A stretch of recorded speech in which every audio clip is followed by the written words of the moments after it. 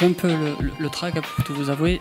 J'ai envie de me cacher un peu comme la page 2 de Google, non? Et donc aujourd'hui, effectivement, je vais vous présenter ce que c'est que l'intention de recherche et pourquoi c'est important, pourquoi il faut la prendre en compte. Et en fait, tout simplement, c'est depuis sur Google, vous avez remarqué depuis plusieurs années, il n'arrête pas de changer donc, les résultats qu'on a en SERP. Il va nous mettre des nouvelles fonctionnalités, des search snippets au taquet. Il a lancé le machine learning en 2018 et avec, quand je dis machine learning, je me réfère à BERT, à Natural Language, à Assistive Technology, enfin, peu importe, pas mal de résultats qui s'affichent de manière différente et qui apportent une utilité à l'utilisateur. Et donc, en fait, tout ça nous amène au fait que quelqu'un qui va vous dire que Google que quelqu'un est capable de dire ce que va être Google demain, c'est un peu douteux. Google est assez imprévisible. En fait, le succès à long terme en référencement, il appartient à ceux qui comprennent et travaillent pour les objectifs de Google dans leur stratégie. Donc, en fait, dans le contexte, on parle du futur et enfin, même c'est aujourd'hui le présent de Google qui est mobile et public. Alors mobile, pourquoi? Parce qu'en fait, avec le mobile First Index, on est déjà, enfin, au mois de mars, Google nous avait dit qu'il avait 70% des sites qu'il affichait en SERP étaient mobile compatibles, et il avait prévu de passer à 100% au mois de septembre, mais bon, il a repoussé ça en nous expliquant qu'il y avait des conditions particulières. Et puis notre élément, c'est les Core Web Vitals, ces éléments pour lesquels nous a indiqué que nous aurions à travailler pour améliorer la vitesse de nos sites. Et ce n'est pas quelque chose de très facile à mettre en place. Je vous engage d'ailleurs à y travailler dès maintenant, car ça sera un facteur de SEO, de référencement dès l'an prochain. J'ai quelques références pour adapter votre page qu'il vous faudra mettre rapide et facile à lire. Alors public, pourquoi? Parce que en fait, Google va nous publier exactement sa vision sur le SEO et ce qu'il attend de nous, référenceurs, pour nos pages. Ben Gomez, aujourd'hui c'est l'ex-Head of Search of Google. Le suivant, son nom est compliqué à dire. Il a été remplacé cette année par quelqu'un qui est en charge, entre autres, la monétisation de Google, entre autres ses armes. Donc ça nous donne un petit signal de ce qu'attend Google de notre part et la vision monétaire qu'il veut mettre en place.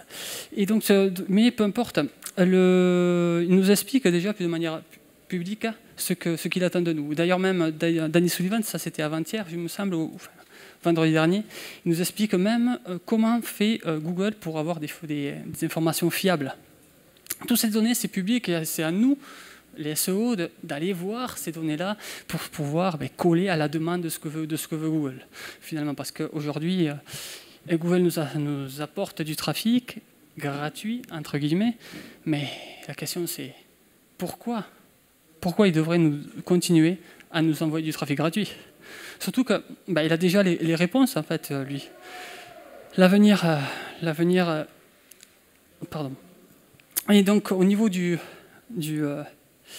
notre secteur, notre Bible à tous, on peut la trouver dans... Enfin, l'Évangile, en tout cas, on peut la trouver dans les Search Quality Writer Guidelines. Parce qu'on a dedans le point de vue de Google sur quels sont les résultats de recherche idéaux, ce qu'il attend de nous. Et si on arrive à décrypter ce qu'il veut dans ces guidelines, on va pouvoir lui donner exactement les résultats qu'il souhaite afficher dans ses SERP. C'est pour nous la meilleure source pour obtenir les visions et objectifs concrets de Google. Alors, vous les connaissez sûrement, mais donc... dedans, dans ces guidelines, qu'est-ce qu'on apprend, qu'est-ce qu'on lit? Depuis novembre 2019, ils ont rajouté quelques informations supplémentaires à la page 68, section 12.7. des informations sur l'intention de recherche. Alors auparavant, elles étaient transactionnelles, navigationnelles et de navigation, d'information, des transactions. Mais en fait, ça peut paraître nouveau pour ceux qui n'ont pas encore sont pas encore intéressés à ça, mais en fait c'est assez ancien. On a des études depuis des décennies, mais encore Andrei Burder, qui travaillait chez Alta Vista, il me semble, à l'époque, avait publié quelque chose sur l'anatomie d'une SERP, et en particulier, selon la taxonomie, qu'est-ce qu'il fallait afficher dans le moteur de recherche. Et puis une autre étude qui est souvent citée, d'ailleurs, c'est celle de Levinson et Rose, en parle également. Donc, en fait, ces concepts qui existent depuis longtemps, Google s'est appuyé sur ces bases pour développer des versions plus précises. C'est-à-dire des versions plus précises pour qu'on puisse lui fournir de meilleurs résultats. Ce qu'il faut retenir, en fait, c'est que si on comprend l'intention de l'internaute lorsqu'il rentre un mot-clé, ça va nous permettre de savoir clairement quelle information Google utilisera à l'avenir pour montrer un résultat. Et en fait, quelle est la possibilité de notre site, quelle est la possibilité d'optimisation sur notre moteur de recherche. Et donc du coup, Google a défini ses intentions de recherche en 4 points, enfin 4, en fait c'est 6, mais 4 principaux. On va parler de website, visit in person, do et now. Alors do, en fait, ça se regroupe en deux. Il y a le do device action et le now simple. Très intéressant, on va voir ce que c'est. Ok. L'intention de recherche website, simplement, en fait, c'est ce qu'on appelait avant le navigationnel. En fait, c'est quand quelqu'un va chercher un site web spécifique. Si vous mettez, je sais pas moi, Facebook ou tente ouverture rapide Decathlon, c'est que sûrement l'utilisateur va aller chercher exactement le site de Decathlon ou Facebook tel quel. Google ne va pas lui présenter GoSport ou un autre type de site. Non, on veut celui-ci, donc Google va remonter la donnée qu'il lui faut. On a souvent en fait donc le site de marque va revenir presque à chaque fois numéro 1. On va même avoir apparaître les site links, non, ces résultats qu'on peut voir, qui dépendent du site principal. En fait, donc c'est souvent un site ou une marque spécifique qui est connue auparavant par l'utilisateur. C'est le mot-clé, donc branded. On va avoir l'intention de recherche visite in person. Alors ça, c'est un peu nouveau. Enfin, oui, c'est un peu nouveau. C'est surtout pour le mobile. Quand l'utilisateur va chercher sur Google pizzeria, bon, il n'a pas besoin, l'utilisateur, de savoir quelle est la meilleure pizzeria de France. Non, il veut la meilleure pizzeria, peut-être, mais autour de chez lui. Et, Google l'a compris depuis un moment, et donc va géolocaliser ces requêtes. En fait, il explique que c'est la dernière étape de la search journée. On va souvent voir des maps sur mobile apparaître, évidemment. Et entre parenthèses, il nous explique que proche de chez moi, ça ne sert à rien de le noter. Il comprend de suite avec la localisation que c'est autour de chez vous. En fait, c'est donc une recherche étroitement liée à l'emplacement, au lieu où on se trouve. Google nous donne les conseils suivants d'ailleurs. Je cite, « Faites preuve de bon sens lorsque vous réfléchissez à la possibilité d'une recherche avec l'intention de visite en personne. » Bon. Sauf qu'il y a un petit souci, parce que si vous avez une requête type Société Générale, donc qui ont des boutiques physiques, enfin des boutiques, là c'est boutique de banque, une boutique, une adresse physique, une adresse mail, une adresse web, pardon, merci. Eh bien, la requête, on ne sait pas si c'est visite une personne, il va nous mettre les horaires de banque de la Société Générale à côté, et tout dessous, il va nous mettre le site web que peut-être qu'on veut consulter. Donc là, sur cette intention, ça dépend. On va voir L'intention de recherche d'où? Alors ça, c'est intéressant ça pour les e-commerçants présents, même pour les générateurs de leads. Pourquoi? Parce que c'est ce qui nous intéresse, c'est ce qui nous donne du cash flow. Oui, d'accord. Et seulement que Google il a compris avant les autres et chaque fois, qu'est-ce qu'il va nous montrer? Il va nous montrer des annonces, il va nous montrer quelque chose qui peut lui rapporter du cash à lui d'abord. En fait, c'est l'ancienne recherche transactionnelle. On va faire qu'est-ce que ça veut dire le do? C'est qu'on va faire quelque chose, souvent c'est une action, c'est un processus actif. Par exemple, vous mettez sur Google imprimer un livre, vous mettez acheter une voiture ou comparer une assurance. En fait, chaque fois, la plupart du temps, on va en verbe d'action. Et Google, à chaque fois qu'il va voir ça, bam, il va nous envoyer du shopping, il va nous envoyer un comparateur de vol, par exemple, ils ont envoyé de l'AdWords, là, comme on le voit. Donc, à prendre en compte. Et puis, oui, donc le do, je vous disais, il se bifurque en device action, grâce, vous savez, aux actions OK Google, appeler maman, etc. Mais ça apporte pour nous, la plupart du temps, peu de bénéfices, à moins que vous travailliez avec une application qui est assez branded. Et donc, mais bon, il le prend en compte. Là, l'intention de recherche now. Ah non, ça c'est... En fait, on va parler, je vous ai dit tout à l'heure, on va se diviser en deux. Ici, on va prendre en compte la no simple. Il y a la no et la no simple. C'est l'ancienne informationnelle. Alors, la no simple, c'est une requête sur laquelle Google a déjà la réponse et il va nous la servir. En fait, c'est la requête pour laquelle Google utilise votre contenu, mais il s'en passe royalement. Il ne va pas vous envoyer du trafic parce que si on va chercher quelle est la taille de Léo Messi, il va directement donner la réponse et on n'a pas besoin d'aller consulter le site qui va de l'équipe ou quoi que ce soit. On veut juste quelle est sa taille. Il nous donne quelle est sa taille. Il en est de même pour, comme ça, des milliers de résultats.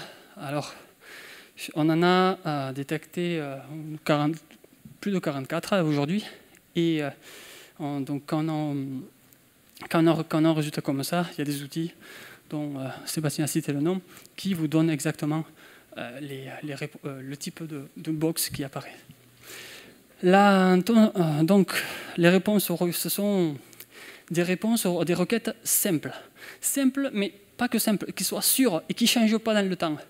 Bon, Léo Messi, ça change, il faisait 1m40 et puis bon, il a pris des hormones, il s'est plus 1m70. Mais autrement, c'est des choses qui sont fiables, qui ne changent pas, et qui donnent un aspect simple, un résultat simple. C'est conçu, ça, c'est vraiment conçu pour le mobile, pour vous montrer une information sur un petit écran.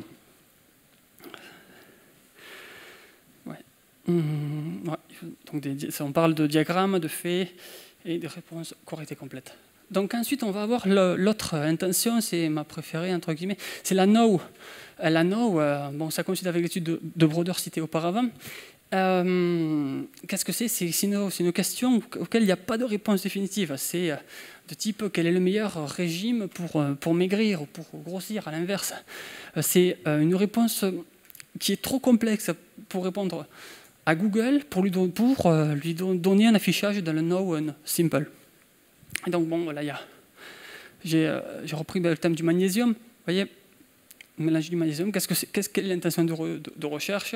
C'est de savoir quoi? On ne sait pas, ça va dépendre des personnes. Ou le bon prix pour acheter une action Tesla, ça dépend, pour chacun ça change. Donc la réponse est no. Et du coup, qu'est-ce qu'on a? Intéressant, c'est que dans la SERP, oui, on va avoir nos sites web qui vont apparaître. Et donc c'est là qu'il faut aller chercher. Qu'il faut aller mettre le paquet au niveau du SEO. Parce que si on va mettre des réponses, si Google utilise nos données pour mettre des réponses directes, on a perdu. On a donné de l'information à Google, mais ça nous rapporte zéro. Donc, retenir ce sont des réponses trop complexes pour une réponse courte. Et souvent, on va avoir du coup des différents types d'informations ou sources. Bon, ben alors du coup, on se pose tous la question, Google a-t-il besoin de votre site web? Parce que tous ici, a priori, nous travaillons dans le web et on a besoin de savoir est-ce que Google va arrêter de nous envoyer du trafic gratuit. Donc en fait, Google, visiblement, de ce qu'on a vu, ben, il va pas avoir besoin de nous pour 3 des 5 requêtes, la visite in person, puisque de suite, il va envoyer du map, du My Business, du Knowledge Graph, peu importe ce qu'il va s'inventer, mais il va pas nous envoyer du trafic. On va avoir le do, le faire. Ben, ce qui l'intéresse, c'est vendre ses publicités, au coût par clic, au CPM, peu importe ce qui va se mettre, et puis avec ses features snippet.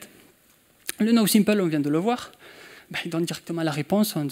Une fois que je connais la réponse, ben, moi comme utilisateur, ben, je n'ai pas besoin d'aller voir le site X que...